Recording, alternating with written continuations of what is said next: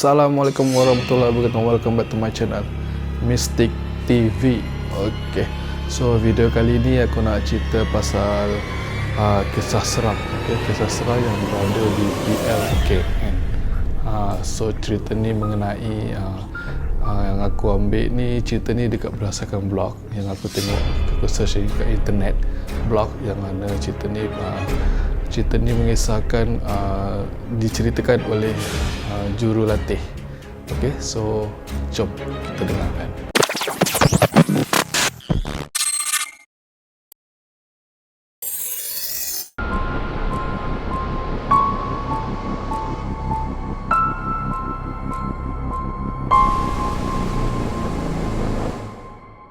So kisahnya bermula di kamp PLKN Mersing Johor. Okay. So diceritakan oleh seorang jurulatih yang ditugaskan, yang bekerja dekat sana. Okay. So jurulatih ni menceritakan dua kisah. So kita dengarkan kisah yang pertama dulu. Okay. So kisah yang pertama ni bermulanya pada tahun 2009. Okay. Kumpulan 3 Siri 6 2009. Okay. So kalau disebutkan kumpulan 3 ni selalunya pelatih memang kepala gila-gila punya. Okay. Kebanyakan dari latar belakang yang tidak berapa baik senang cakap. Ada yang dari sekolah juana, ada yang baru keluar penjara, ada yang sekolah juana, ada yang baru keluar penjara. Okay, kita sebut lagi sekali. Ada yang bosiah, bojan, hemat rempit, dengan ceritalah bersepah lah. Okay.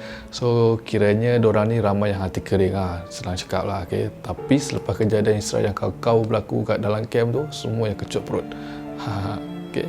So semuanya gara-gara disebabkan sebuah pulau kecil yang berhadapan dengan kamp tu. Okay. Pada waktu siang pulau tu memang cantik. Okay. Dengan latar belakang Laut Cina Selatan yang pantai yang landai.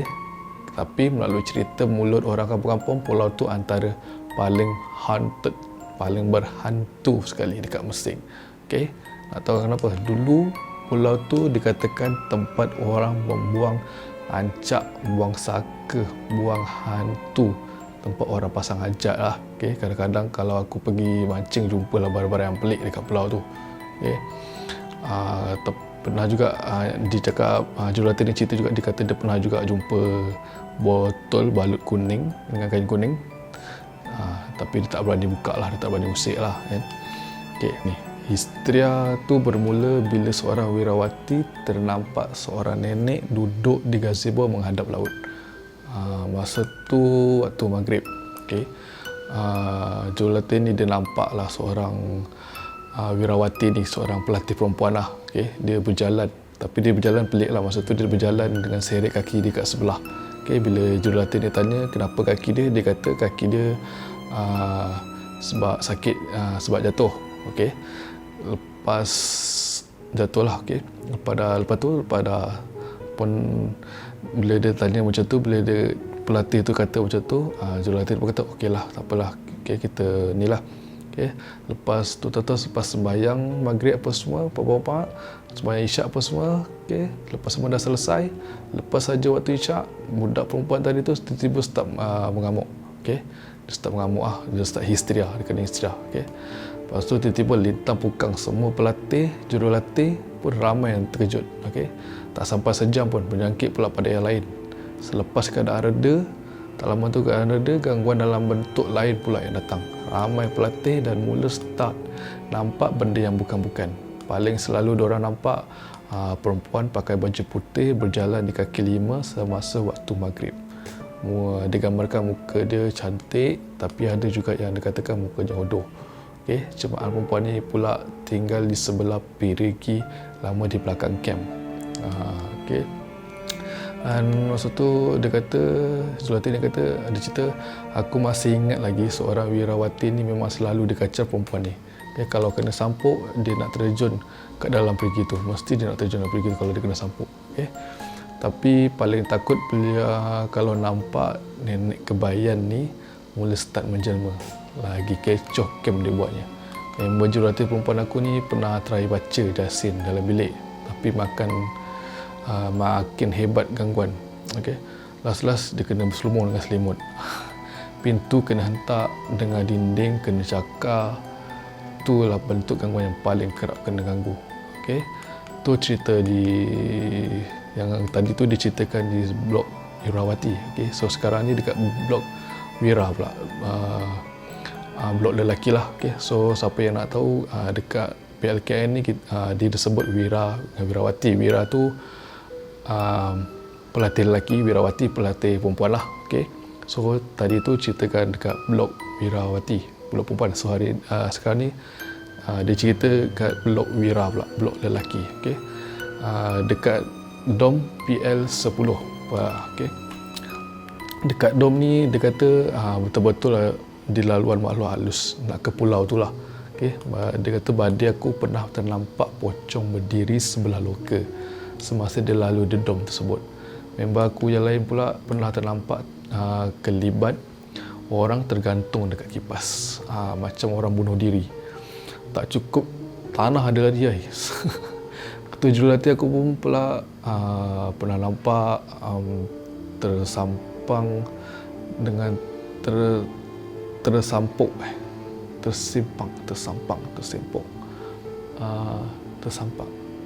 terserempak dengan lelaki yang pecah muka dekat blok tu. Okey, memang betul-betul hodoh lah dia cakap kan. Dia ingatkan pelatih nak yang pergi serokok. Okey, mula-mula dia ingat time tu dia ingatkan pelatih yang nak pergi serokok, tapi makhluk lain rupanya. Kalau kena tegur tu biasalah masa lalu di dom PL10 tu. Aku pun pernah kena tegur juga masa tu dengan suara macam orang panggil aku, cikgu, cikgu. Aku cepat-cepat jalan sebab aku tahu tak ada pelatih dalam dom tu. Semua dah pergi dewan makan masa tu. Okay. So cerita tinggal dekat ni lah. Aku pula tinggal dekat dom paling hujung sekali. Sebetul kalau nak panggil seorang-seorang, dom PL15. Okay. Situlah terletaknya bilik aku.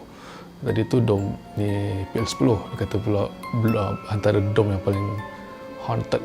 Okay, so ni jurulatih ni dia tinggal kat dom PL15. Okay, dalam bilik ni dia kata dia berkongsi dengan 3 orang jurulatih yang lain. Okay, dalam dom tu tak ada bilik air, so kami terpaksa kongsi bilik air dengan pelatih yang lain. Okay, pernah sekali tu dia kata seorang pelatih India cakap dengan dia, ingatkan dia yang mandi malam-malam. Okay, sebab masa tu jurulatih ni gila mancing lah. Okay, selalu pergi mancing malam-malam, keluar mancing-mancing. Okay, tadi di plan nak segar jurulatih tu lah, pelatih Wira lelaki tu lah. Okay, mula-mula dia dengar bunyi shower dia buka, bunyi macam orang mandi. Dia pun terus pergi ke bilik air tu. Lampu semua dia tengok terbuka, shower memang keluar air, tapi sebenarnya jurulatih tu tak ada pun kat situ. So dia ingatkan jurulatih tu dah menyorok. Lepas tu dia pun pergilah kat shower tu. Sekali baru dia perasan tak ada kesan tapak kaki dekat area lantai bilik air tu. Kalau betul jurulatih tu mandi, mestilah ada kesan tapak kaki dekat lantai, betul tak? Kalau basah-basah kan, sabun pun tak ada, langsung tak ada menunjukkan kesan-kesan orang tengah mandi. Cuma shower je on. Masa tu bulu roma, bulu tengkuk dia semua dah naik dah, tapi dia kata dia still cool lagi. So dia pun keluar and sempat tutup lampu. Tiba je kat katil, dia dengar lagi bunyi shower, and dari tepi katil dia jelas dia nampak lampu bilik air dah on, terang menderang bilik air tu. Dalam masa yang sama juga dia baru teringat dia dengan badi dia tak balik lagi. Okay, weekend balik kampung. So siapa yang mandi tengah-tengah malam? Korang tahu pukul berapa masa tu? Pukul 2 pagi. Maca tu terus lompat atas katil. Dia cuba tidur, tapi bunyi shower tu makin kuat. Dia cerita kat aku, beberapa hari sebelum balik, lepas tu aku pun kecut mandi, nak mandi malam-malam seorang-seorang kat bilik air tu. Okey, tu kisah pertama lah. Masuk kisah yang kedua. Okey, kisah ni dia macam ni. Dia cakap macam ni lah. Okay. Sepanjang pengalaman dia jadi jurulatih PLKN, yang paling dia tak dapat lupa semasa kecoh seorang pelatih berbangsa Cina yang mengaku dia tak takut dengan hantu. Malah boleh halau hantu, ada cakap kan. Asalnya macam yang aku cerita tadi, pernah nampak seorang perempuan keluar dari bilik dom PL 16 kan. Okay, kat sebelah bilik aku je. Bilik aku PL, maksudnya bilik jurulatih tu lah. Bilik jurulatih tu PL 15. So yang pelatih ni bilik PL 16. Okay, sebelah je. Okay, berjalan dengan ni lah. Dia kata dia nampak beberapa tapak dan terus terbang pergi ke pokok ara tepi laut. Okey, entah macam mana budak Cina ni boleh menyampuk pula. Dia kata dia ada mentara lah, power untuk halau hantu tu. Okay, lecturer jurulatih ni pun cakap lah, aku pun bengang lah kan, sebab Mamat tu cakap besar, member dia pun bengang, jadi aku pun cabarlah dia kalau berani duduk di PL15 seorang-seorang selepas pukul 12 malam sampai lilin yang di bawah habis. Dia cakap macam tu dekat budak Cina tu kan, yang kerek kan. Dia kata budak Cina tu kata tak ada hal lah, boleh je muka yang kerek je. Okay, setelah tiba hari yang dijanjikan tu, dia pun melapor dekat jurulatih tu. Dia kata dia sedia untuk terima cabaran tu.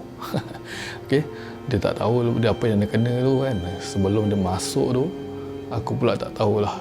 Okay, tapi bila tiba idea gila aku ni, jurulatih tu cakap. So jurulatih dia kata dia, aku rembat kapur baru nak minta wangi botol cap bunga ros dekat surau tu. Habis aku tabur sekeliling PL15 dan 16, semua dia tabur. Masa start je awal-awal, pelatih tu dah kena kacau. Belum apa lagi pelatih tu dah kena kacau. Mula-mula lilin, dia kata mula-mula lilin tak boleh nak menyala. Puas dia petik lighter tapi gagal. Then dia pun pergilah ke bilik aku nak suruh aku nyalakan lilin tu. Belum pun aku masuk ke bilik tu, aku dah nampak lilin tu menyala dengan terangnya. Hai tu, menyala lilin kau kan. Jurulatih dia katalah, hai tu, menyala je lilin kau kan. Muka dia masa tu, muka pelatih tu dah pucat lah, sebab dia cakap tadi masa dia pergi ke bilik aku tu, bilik jurulatih tu, lilin tu tak boleh menyala. Start dari situlah macam-macam benda yang dia nampak. Nak tahu apa pelatih dia nampak? Dia kata dia nampak seorang lelaki berdiri di hujung bilik mematikan dia. Seram guys. Okay guys, betul dia kata dia nampak orang berlari keliling dom. Pintu dom kena empas pam-pam, padahal angin tak ada pun. Yang paling best dia kata bantal-bantal bergerak dekat bilik dom tu kan. Last dia ambil keputusan potong lilin, kasih tinggal separuh je kan. Tak sampai 15 minit pun lilin dia potong separuh lilin tu. Okay, lepas tu dia jumpa aku, dia cakap lilin dia dah habis. Tapi aku tahu je dia kelepek, dia tipu aku kan, sebab dia dah mula dia kacau kan dengan benda tu. Okay. So selepas lelaki Cina tu balik je, aku pula kena kacau. Lecturer tu pula kena, jurulatih tu pula kena kacau. Memang clear dengan bunyi kain berkibas, macam bunyi orang lari pakai kain keliling dengan dom. Dia kata dia dengan kawan dia tak dapat tidur. Bau kapur barus tu makin kuat, hangat. Aku cakap dia dengar bunyi orang menderam di tepi tingkap sebab tak tahan. Kami ambil keputusan keluar camp dan pergi mengetih kat Pekan Endau sampai pukul 4 pagi. Okay. So habis mengetih apa semua, kami pun baliklah. Rupanya bukan setakat aku bertiga saja kena kacau, semua jurulatih lain pun kena kacau. Paling teruk dia orang kata member dia ternampak perempuan berjalan tak ada kaki keluar masuk bilik rehat. Memang tak ada memang tak tidur lah. Dia kata semalaman tu. Okay. Dia orang semua mesalahkan jurulatih tu sebab pada pandai dia panggil uja apa semua kan, tapi tak pandai pulangkan. Hampir betul dia kena jurulatih tu kena. Okay. So masuk pula hari kedua, cerita ni tak habis lagi. So masuk pula hari kedua tu, malam keesokannya tu, benda tu tak settle lagi tau. Pukul 11.30 pelatih mula tutup lampu dan tidur macam biasalah. Okay. Tapi adalah sekumpulan pelatih dari company Alpha ni kantoi serokok dengan aku. Dia kata masa tu aku baru balik weekend, balik bercuti kan. So aku dengan jurulatih yang bertugas yang pun apa lagi, pergilah punishment yang sedikit, bagilah punishment yang sedikit sesi kaunseling. Guru ni memang otai.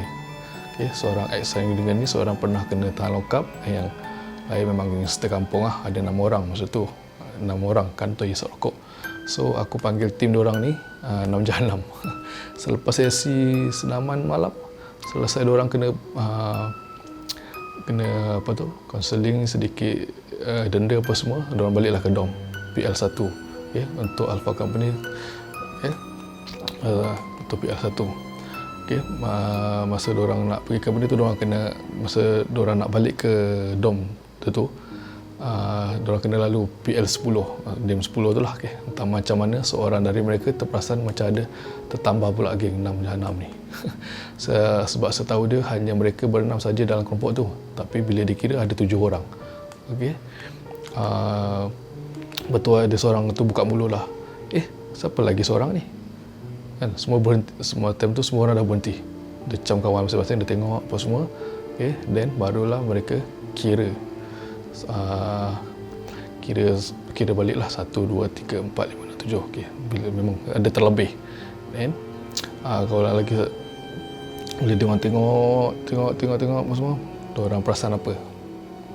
Diorang perasan lagi seorang tu kawan dia tak berkepala. Apalagi silat 1000 langkah ni kan. Diorang lari terpukang semua kan, sebabkan keadaan sekeliling gelap. Memang diorang tak perasan lah pada mulanya. Hari esok Rio satu camp dengan cerita hantu tak berkepala di kaki 5 PL10. Sampaikan aku pun kalau nak lalu dekat area tu, aku ikut jalan jauh. Dia cakap, sebab dia kata Julatin, dia kata memang seram bila PL10 ni. Okay. Mulai dari hari tu juga Julatin dia kata dia saksikan 6 orang ni, gangster ni tidur sekatil dengan member sebelah katil. Tu lah kan, tak ke mana pun gangster ni kalau dah jumpa hantu pun macam mana pun, kalau gah sangat, kalau jumpa benda tu, kalau dah takut atau bilik pun takut. Okay, so tu kisah yang kedua. Okay guys, tu saja kisah dari Camp PLKN Mersing. Okay, yang diceritakan oleh seorang jurulatih. Okay, so sampai video lain, aku akan cerita lagi kisah-kisah seorang. Kalau korang nak, aku boleh ceritakan lagi. So kita akan jumpa lagi next video. Assalamualaikum, bye bye.